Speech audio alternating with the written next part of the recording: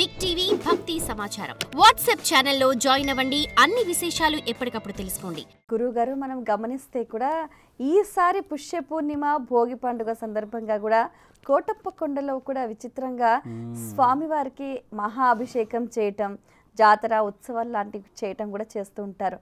అందుకని ఈ సందర్భంలోనే ఎందుకంత ప్రత్యేకత? వాస్తవమైన ప్రశ్న. కోటప్ప కొండ బహు ఉత్తమమైనది, బహు ప్రీతికరమైనది, బహు భక్తి శ్రద్ధలతో మనం పవిత్రంగా కొలుసుకునే స్థలం.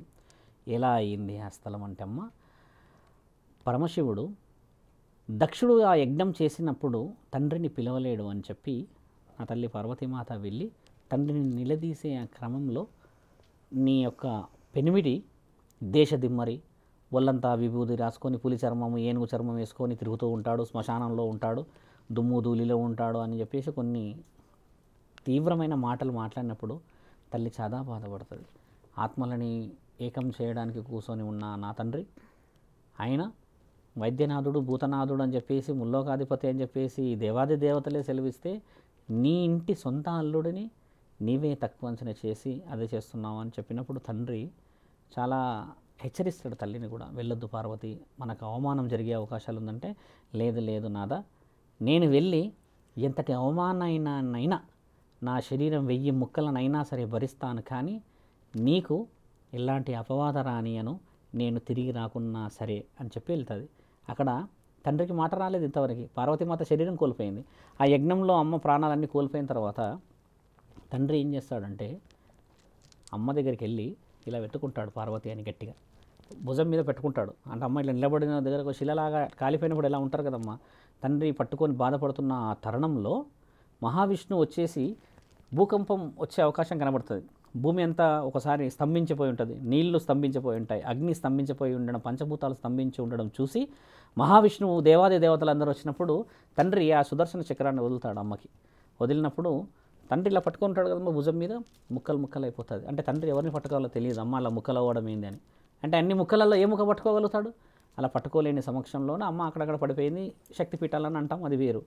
తండ్రి అంతా అయిపోయిన తర్వాత ఎవరితో మాట్లాడకుండా మౌనంగా కూర్చున్న కొండే నీవు అన్న కోటప్ప కొండ.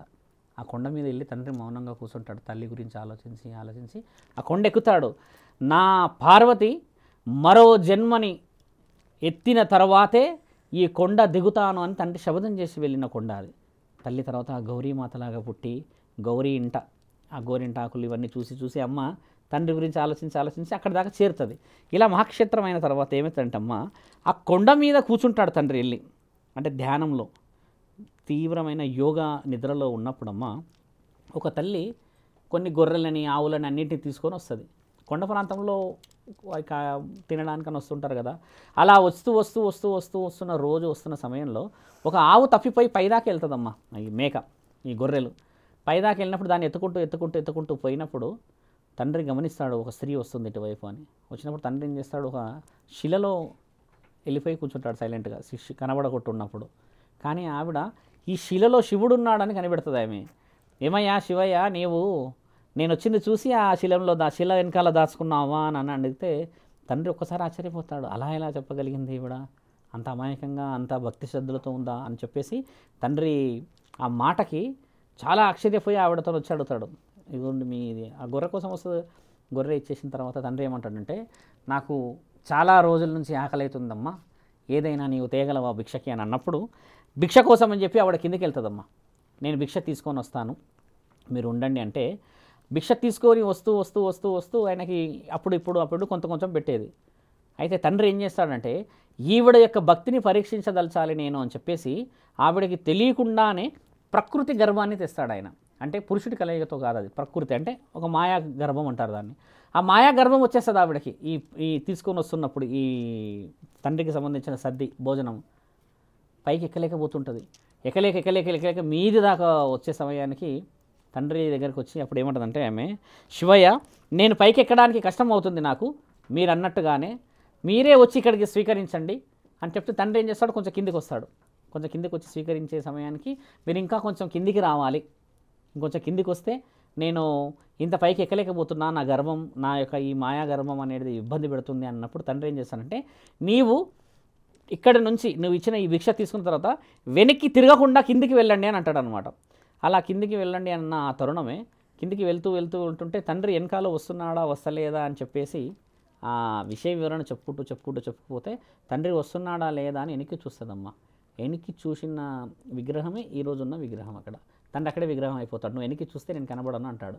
అక్కడ అయిపోయిన ఆ విగ్రహం ఇప్పటికీ శిలా విగ్రహం ఉంది. అలా ఇప్పటికీ కూడా అక్కడికి వచ్చిన భక్తులు వెనక్కి తిరిగి చూసి వెళ్ళాలి, లేదంటే శివుడు ఇంటి దాకా వస్తాడేమో అని చెప్పేసి అప్పట్లో ఉన్న రాజులు ఏం చేశారంటే ఒక శివలింగాన్ని ప్రతిష్టాపించారు. అక్కడికి వెళ్ళిన వాళ్ళమ్మ ఖచ్చితంగా శివలింగం తాగిలే రావాలన్నమాట. తగిలి రాకపోతే అది తండ్రి ఇంటి దాకా వస్తాడు అనే నానుడు ఉంది అక్కడ. అలా వచ్చిన ఆ కోటప్పకొండ ఇప్పుడు మీరు అన్నట్టుగా ఈ 13వ తారీఖు నుంచి చేసుకుంటున్న ఈ జాతర చాలా చాలా చాలా వైవిధ్యంగా గత 900 సంవత్సరాల నుంచి జరుగుతుంది. చరిత్ర కొన్ని వందల ఏళ్ళదే, కానీ మన చరిత్రకి ఈ విలువ రావడానికి గల ఇయర్స్ మాత్రం 900 ఇయర్స్ నుంచి. అప్పట్లో ప్రతాపరుద్రులు, కాకతీయులు, తర్వాత వచ్చిన రాజులందరూ పాటిస్తూ వచ్చిన ఆ కోటప్పకొండ విషయాలు తండ్రి మళ్ళీ ఎప్పుడు దిగుతాడో తెలుసా అమ్మ? పార్వతీమాత గౌరీమాతలాగా జన్మ ఎత్తిన తర్వాత తండ్రిని చూడడానికి వచ్చినప్పుడే దిగుతాడు. అప్పటిదాకా కొండ దిగడు. ఆ కొండని ఏమంటారంటే అమ్మ త్రికోటేశ్వరాలయం అంటారు. దాన్ని త్రికోటేశ్వరాలయం అంటారు. బాగా గుర్తుపెట్టుకోండి. ఆ కోటప్పకొండ పేరు మరో పేరు త్రికోటేశ్వరాలయం. బ్రహ్మ విష్ణువులు ఊరికే తండ్రి దగ్గరికి వస్తారంట మాట్లాడడానికి.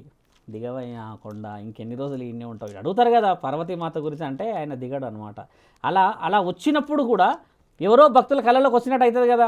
ఇక్కడికి ముగ్గురు వస్తున్నారు మాట్లాడుకుంటున్నారు అన్న ఆ తరుణమే దానికి వచ్చిన పేరు త్రికోటేశ్వరాలయం. అలా వచ్చిన ఈ యొక్క కోటప్పకొండకి విలువ తల్లి పార్వతీమాత గౌరీమాత వచ్చిన ఆ పండగ ఈరోజు మనం చేసుకుంటున్నది ఉత్తి జాతర కాదు. ఎంతో త్యాగమైన గూడులు గోపురాలలో ఉన్నామమ్మ. కోటప్పకొండ గురించి ఆ మధ్య కూడా ఒక మిత్రుడు అడిగాడు, కానీ అంత వివరంగా అడగలేరు.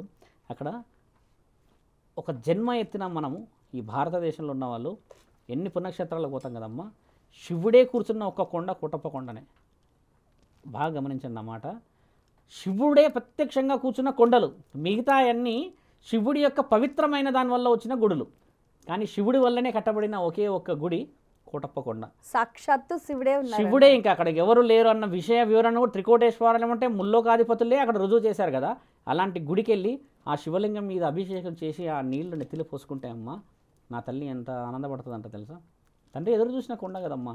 అలాంటి కొండ గురించి మీరు అడగడం, అది చెప్పడం, ఇకపైన అన్న మన వాళ్ళు వెళ్ళి తెలుసుకోవాలి మన చరిత్ర ఎంత గొప్పదే అని. అలా తెలుసుకొని ఆ భక్తి శ్రద్ధలతో పోయి దర్శనం చేసుకోవాలి. ఇప్పుడు చాలా వైవిధ్యంగా అవుతుందమ్మా, అది చాలా బలంగా చేస్తారు. శివరాత్రి వరకు అవుతుంది అది. అదమ్మా విషయ వివరణలు. For more videos like this, subscribe Big TV channel.